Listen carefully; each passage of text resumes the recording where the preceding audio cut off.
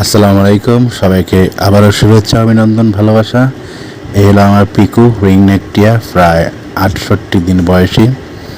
আপনারা মাঝে মধ্যে আপনাদের পাখিকে একটু বাইরে খোলা পরিবেশে ছেড়ে দেবেন, এতে পাখির মন ভালো হবে।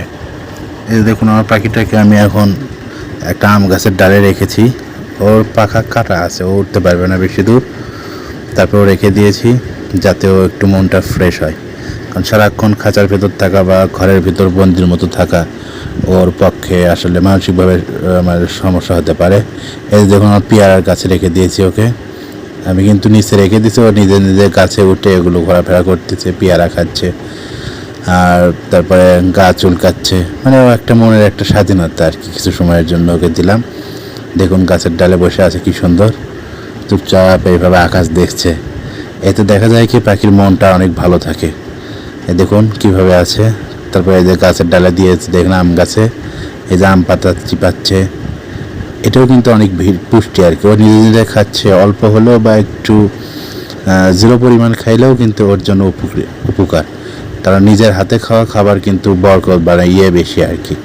আপনারা নিজে লক্ষ্য করে দেখেন, অল্প খাবারে কিন্তু পেট ভরে যায় নিজের হাতে খেলে। আর কেউ খাইয়ে দিলে কিন্তু পেট ভরে না।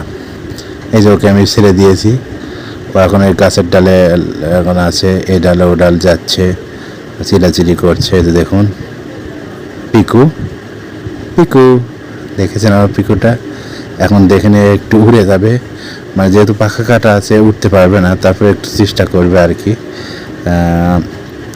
এই যে এখন 68 দিনের বাচ্চা এটা আমার। এখন 3 বেলায় একে আমি হ্যান্ড ফিট করাই অল্প 10 মিলি করে, আর পাশাপাশি পেয়ারা, তারপরে আঙ্গুর এগুলো খাওয়াই। দেখেন ও একটু লাভ দেওয়ার চেষ্টা করবে, পাশাপাশি সিড ফুড খাওয়াই। এই দেখুন এবার লাভ দেবে ও। এই তো কিন্তু উড়ে যেতে পারলো না।